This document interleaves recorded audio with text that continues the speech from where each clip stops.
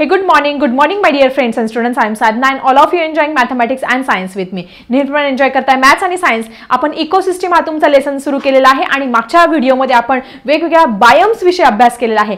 आज आपण grassland ecosystem विषयी तुम्हाला डिटेलमध्ये इन्फॉर्मेशन दिलेली आहे. स्टुडंट, तुमच्या पुस्तकामध्ये complete the following chart which is related to grassland ecosystem, grassland इकोसिस्टमशी रिलेटेड एक चार्ट दिलेला आहे, तो तुम्हाला कंप्लीट करायचा आहे. हा चार्ट तुम्हाला एक्झामला विचारला जाऊ शकतो, त्याच्यामुळे तुम्ही सगळ्यांनी लक्षात ठेवायचं की ग्रासलँड रिजनमध्ये आपण प्रोड्युसरमध्ये काय लिहू शकतो, प्रायमरी कंझ्युमरमध्ये, सेकंडरी, टर्शरी आणि डिकम्पोजर्स काय काय असू शकतात ग्रासलँड रिजनमध्ये. प्रत्येक ठिकाणची इकोसिस्टम ही वेगवेगळी असतात, त्याच्यामुळे तुमचे प्रोड्युसर वेगळे असणार आहे, प्रायमरी कंझ्युमर, सेकंडरी, टर्शरी आणि डिकम्पोजर्स आणि हे मात्र सगळीकडे सेम असणार आहे, बॅक्टेरिया वगैरे तेच असणार आहे. पण तुमचे जे प्रायमरी, सेकंडरी, कंझ्युमर, टर्शरी हे तिथले जे अबायोटिक फॅक्टर आहे त्याच्यावरती डिपेंड आहे. मग आता आपण ग्रासलँड रिजनचा विचार करतोय, तर ह्या चार्टमध्ये तुम्ही काय लिहिणार आहात. मग प्रोड्युसरमध्ये तुम्ही गवत कुठलं कुठलं बघायला मिळेल. गाजर गवत सगळ्यांना माहिती आहे, so you can write the गाजर गवत. नंतर आपल्याकडे कुसळी आहे, हरळी पण गवतच आहे, निडल ग्रास आहे, त्यानंतर वाईल्ड ओट नावाचं पण एक गवत आहे, फॉक्सटेल, रे ग्रास आहे, बफेलो ग्रास म्हशींसाठी असणारं, गायींसाठी असणारे, हे सगळे ग्रासचे टाईप तुम्ही याच्यामध्ये लिहू शकतात. सो स्टुडंट, प्रायमरी कंझ्युमर या ग्रासलँड रिजनमध्ये या प्रोड्युसरला खाणारे प्रायमरी कंझ्युमर्स कुठले कुठले आहे, तर काऊ आहे, डियर आहे, बफेलो आहे, लिहू शकता तुम्ही. रॅबिट पण तुमचं गवत खात असतो. त्यानंतर बेसॉन आहे, त्यानंतर तुमचं माऊस आहे, ग्रास हॉपर आहे, असे खूप सारे प्रायमरी कंझ्युमर्स तुम्ही या ग्रासलँड रिजनमध्ये लिहू शकतात. त्यानंतर सेकंडरी कंझ्युमर म्हणजे या प्रायमरी कंझ्युमरला कोण खातं, द्वितीय भक्षक, तर यांना खाणार तुमचा स्नेक खाणार, बर्ड्स खाणार, जॅकल आहे म्हणजे कोल्हा, लांडगा, उल्फ आहे. त्यानंतर तुम्ही लिहू शकतात ब्लॅक फुटेड फेरेट्स आहे, स्विफ्टेड फॉक्स आहे. हे सगळे आहे तुमचे सेकंडरी कंझ्युमर्स. म्हणजे प्रायमरी कंझ्युमर्स म्हणजे तुमच्या हे जे रॅबिट, बेसॉन, ग्रासहॉपर हे सगळ्यांना खाणारे हे सेकंडरी कंझ्युमर. आता या सेकंडरी कंझ्युमरला कोण खात असतं, तुमचं टर्शरी कंझ्युमर की जे हायेस्ट कंझ्युमर असतात. म्हणजे तुमचं लायन आहे, टायगर आहे, हायना आहे, काईट आहे, व्हल्चर आहे, चित्ता आहे, हे सगळे काय आहे तुमचे टर्शरी कंझ्युमर की जे शेवटी म्हातारे होतात, यांना कोणी खात नाही आणि हे मरून जात असतात. ठीक आहे. आणि ह्या सगळ्यांना हे लायन, टायगर, तुमचा व्हल्चर, गिधाडं असतात मोठे मोठे बघा, गाय, म्हैस वगैरे हे मेले की त्यांना याच्यावरती वगैरे टाकत असतात, कुठे डोंगरावरती वगैरे, मग त्यांना व्हल्चर्स हे गिधाडं येऊन खात असतात. मग हे सगळे टर्शरी कंझ्युमर आहे, हे म्हातारे झाल्यानंतर मरतात. मग त्यांची बॉडी जी आहे डिकम्पोजर्स कोण करत असतं, तुमचे डिकम्पोजर्स म्हणजे बॅक्टेरिया आहे तुमचे वेगवेगळे, अस्पॅर्जिलियस आहे, इन्सेक्ट्स आहे, लार्वाज आहे, अर्थवर्म्स आहे, हे त्यांच्या बॉडीवरती काय करतात, रिॲक्शन करतात आणि ते नंतर त्याचं डिकम्पोजिशन करून त्याच्यातले जे इनऑर्गॅनिक सबस्टन्स ऑर्गॅनिक सबस्टन्समध्ये रूपांतर करून परत ते मातीला जाऊन मिळतं. त्याच्यात परत प्रोड्यूसर म्हणजे गवत जन्माला येतं. परत त्या गवताला तुमचे प्रायमरी खाणार, प्रायमरीला परत सेकंडरी खाणार, सेकंडरीला परत टर्शरी खाणार, टर्शरी मरणार, त्यांना डिकम्पोजर परत डिकम्पोज करणार. अशा पद्धतीने ही ग्रासलँड रिजनची इकोसिस्टम काय असते, चालू असते. सो याचे आन्सर्स तुम्ही लिहायचं आहे तुमच्या नोटबुकमध्ये. So student, do you know मध्ये काय एक इंटरेस्टिंग इन्फॉर्मेशन तुमच्या पुस्तकामध्ये दिलेलं आहे. About 15 years ago Dudhwa was a habitel for single horn rhino. एक शिंगी गेंडा माहिती सगळ्यांना. या एक शिंगी गेंड्यासाठी दुधावा जे आहे फेमस होतं. तिथे सगळीकडे तुम्ही बघाल एक शिंगी गेंडे बघायला मिळतील. खास त्याच्यासाठी ते अभयारण्य होतं. पण 20व्या शतकामध्ये इतक्या शिकारी झाल्या, अनिर्बंध इतक्या शिकारी केल्या गेल्या की हा एक शिंगी जो गेंडा आहे तो नामशेष झालेला आहे, आपल्याला तो बघायलाच मिळत नाही.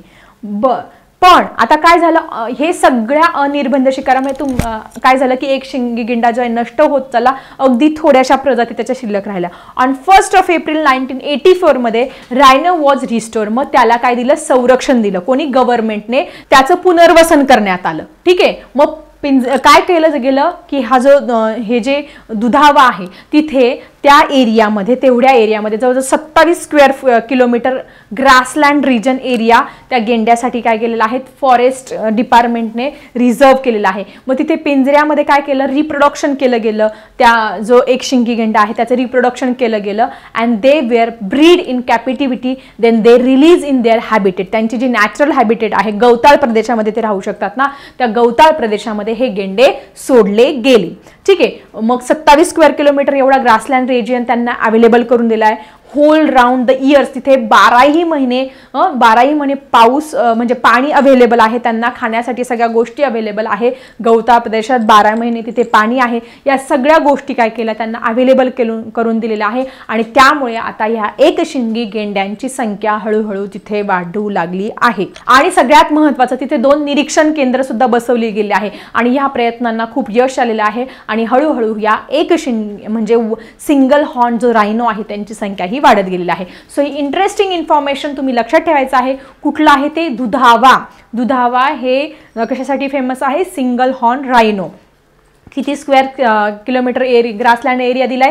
27 स्क्वेअर किलोमीटर एवढा दिलेला आहे. आणि कधी त्याचं पुनर्वसन झालं? 1 एप्रिल 1984 मध्ये. ही इंटरेस्टिंग इन्फॉर्मेशन, जनरल नॉलेजची इन्फॉर्मेशन सगळ्यांनी लक्षात ठेवायची आहे. एक नवीन तुमचं लँड बायोम्स आहे त्याचा अभ्यास करणार आहे की जे तुमच्या बुकमध्ये दिलं आहे एव्हरग्रीन फॉरेस्ट. त्याच्या नावामध्ये दिलेलं आहे सदाहरित वन, की जी 12ही महिने ज्यांची पानं हिरवीगार असतात अशी जी जंगलं असतात त्याला आपण सदाहरित वन म्हणत असतो, एव्हरग्रीन फॉरेस्ट. तुमचे जे आफ्रिकेचे काही जे जंगल आहे किंवा अमेझॉन रेन फॉरेस्ट आहे ही सदाहरित वन आहे. 12ही महिने काय होत असतं? ते हिरवीगार असतात. कारण का? तिथलं क्लायमॅटिक कंडिशन त्या पद्धतीने आहे. 12 वाजता तिकडे पाऊस पडतो, कधी कधी रोजच पाऊस पडत असतो, संध्याकाळी थंडी पडत असते, ऊनही लागत असतं. तिन्ही ऋतू कधी कधी त्यांना बघायला मिळत असतात. सो इथले जे फॉरेस्ट आहे ते नेहमी एव्हरग्रीन असतात. It's a natural ecosystem where is variety of plants and animals and abiotic factors are found in the evergreen forest. Okay, म्हणजे तिथे वेगवेगळ्या प्रकारची मोठी उंच झाडं. आता उंच झाडं का असेल की त्यांची स्पर्धा लागते. सूर्यप्रकाश कोणाला जास्त मिळेल, याच्यासाठी जशी कॉम्पिटिशन लागत असते, रनिंगची कॉम्पिटिशन असते, तसं या झाडांमध्ये सुद्धा कॉम्पिटिशन लागत असते की सगळ्यात जास्त सूर्यप्रकाश कोणाला मिळेल. मग ज्याला जास्त सूर्यप्रकाश ते उंच वाढतच असतात. ठीक आहे, मग हे मोठी झाडं बघायला मिळतात तुम्हाला. लॉंगेस्ट ट्रीज बघायला मिळतात, श्रब्स, हर्ब्स, क्लाइंबर्स, क्रीपर्स, सगळ्या प्रकारच्या वनस्पती तुम्हाला ह्या एव्हरग्रीन फॉरेस्टमध्ये बघायला मिळेल. त्याबरोबर अबायोटिक फॅक्टर्स, त्याच्यामुळेच हे एव्हरग्रीन तुम्हाला जे फॉरेस्ट आहे ते बघायला मिळतील. ठीक आहे, मग आता ह्या एव्हरग्रीन फॉरेस्ट विषयी कुठले ह्या एव्हरग्रीन फॉरेस्टमध्ये कुठले ॲनिमल्स किंवा कुठल्या राज्यामध्ये आहे याच्याविषयी एक इन्फॉर्मेशनचा चार्ट दिलेला आहे की जो तुम्हाला कॉम्पिटिटिव्ह एक्झाममध्ये तुम्ही जर MPSC UPSC करणार असाल किंवा कुठल्याही कॉम्पिटिटिव्ह एक्झाम देणार असाल तर त्याच्यासाठी तुम्हाला खूप इम्पॉर्टंट हा चार्ट आहे. हा चार्ट चला छानपैकी समजून घेऊया. याचे आन्सर्स मात्र तुम्ही तुमच्या नोटबुकमध्ये लिहायचं आहे. सँच्युरीज आणि नॅशनल पार्क दिलेला आहे आणि कुठल्या स्टेटमध्ये आहे. तर सगळ्यात पहिलं आहे तुमचं गीरचं जे अभयारण्य आहे. कुठे आहे ते? गुजरात राज्यामध्ये आहे. ते फेमस आहे एशियाटिक लायनसाठी. तुमचा जो एशियाटिक लायन आहे की जो खूप फेमस आहे त्याच्यासाठी हे गीरचं अभयारण्य फेमस आहे. त्यानंतर दाचीगाम नावाचं जे सँच्युरी आहे किंवा नॅशनल पार्क आहे ते कुठे बघायला मिळेल तुम्हाला? जम्मू काश्मीर. म्हणजे तुम्ही भारताच्या वरती उत्तरेला गेला तर तुम्हाला दाचीगाम लक्षात ठेवायचं. दाचीगाम म्हणजे वरती जम्मू काश्मीरला दाचीगाम नावाचं नॅशनल पार्क आहे. आणि सगळ्यात महत्त्वाचं तुम्हाला सगळ्यांना माहिती आहे ते सगळ्यात महत्त्वाचं फेमस आहे हॅग्युल द काश्मीरी स्टॅग. कस्तुरी मृग तुम्ही ऐकलं असेल, काश्मीरी हरण ऐकलं असेल तुम्ही. खूप सेंटेड परफ्यूम बऱ्याच जणांना ऐकत असतो. तुम्ही कस्तुरी मृगाची स्टोरी पण ऐकली असेल की त्याच्या नाभीमध्ये काय असते? कस्तुरी असते. ते सगळीकडे शोध घेत फिरतं की अरे हा परफ्यूम, हा सुगंध कशाचा येतोय, सुगंध कशात. पण त्याला माहिती नाही की जी कस्तुरी आहे की जो परफ्यूम सेंटेड सबस्टन्स आहे तो त्याच्या नाभीमध्ये आहे. सो हे कस्तुरी मृगासाठी हे दाचीगाम जे अभयारण्य आहे ते फेमस आहे की जे जम्मू काश्मीरमध्ये आहे.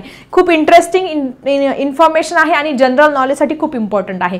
त्यानंतर रणथंबोर नावाचं नॅशनल पार्क आहे की जे तुम्हाला बघायला राजस्थानमध्ये. कुठे? रणथंबोर. ट्रिक काय लक्षात ठेवायचं? रणथंबोर फॉर राजस्थान.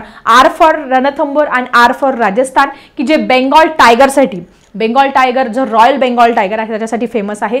त्यानंतर तुमचं दाजीपूर जे नॅशनल पार्क आहे ते फेमस आहे. तिथे खूप सारे प्रकारचे कोब्राज बघायला मिळणार तुम्हाला. त्यानंतर तुमचे पायथॉन बघायला मिळणार, टायगर सुद्धा बघायला मिळणार, डिअर बघायला मिळणार. हे सगळं बघायला मिळणार तुम्हाला दाजीपूर नॅशनल पार्क नंतर. काझीरंगाची स्टोरी आम्हाला पूर्वी होती 3rd स्टँडर्डला 4th स्टँडर्डला. तुम्हाला नसेल, जे नवीन विद्यार्थी आहेत त्यांना. तर काझीरंगा जे अभयारण्य आहे ते आसाममध्ये आहे आणि ते एकशिंगी गेंडा सांगितलं ना तुम्हाला, सिंगल हॉर्न रायनो याच्यासाठी फेमस आहे. दुधारी ते पण सांगितली, ती इंटरेस्टिंग इन्फॉर्मेशन होती. सो काझीरंगा फेमस आहे फॉर रायनो सिंगल हॉर्न. 2 शिंगी गेंडे पण असतात, पण 1 शिंगी गेंड्यासाठी तुमचं काझीरंगा हे फेमस आहे. त्यानंतर सुंदरबन. सुंदरबन कुठे आहे तुमचं? बेंगॉलमध्ये आहे. तर हे जे आहे तो बेंगॉल टायगरसाठी, सुंदरबन बेंगॉल टायगर सगळ्यांना माहिती आहे. बेंगॉल टायगर खूप फेमस आहे. या बेंगॉल टायगरसाठी सुंदरबन फेमस आहे की जे आहे तुमचं बेंगॉलमध्ये. त्यानंतर मेळघाट अभयारण्य आहे, महाराष्ट्रामध्ये आहे की जे टायगरसाठी फेमस आहे. त्यानंतर पेरियार पण हे नॅशनल पार्क आहे की जे केरळामध्ये आहे. केरळ सगळ्यांना माहिती आहे, केरळ राज्य, त्याच्यामध्ये पेरियार आहे की जे सगळ्यात जास्त फेमस आहे एलिफंटसाठी. वेगवेगळ्या प्रकारचे एलिफंट्स तुम्हाला तिथे बघायला मिळतील. ही खूप इंटरेस्टिंग आणि खूप इम्पॉर्टंट जनरल नॉलेजच्या दृष्टीने आणि तुमच्या स्कूल एक्झामच्या दृष्टीने खूप इम्पॉर्टंट इन्फॉर्मेशन आहे. त्याच्यामुळे तुम्ही सगळ्यांनी नोट डाऊन करा. याचे आन्सर्स जे आहे ते तुमच्या नोटबुकमध्ये लिहायला विसरू नका. कसा वाटला आजचा व्हिडिओ जरा कॉमेंटमध्ये लिहा आणि तुम्हाला काही प्रश्न असेल तर नक्की कॉमेंट्समध्ये विचारा. तोपर्यंत बाय बाय स्टुडंट्स.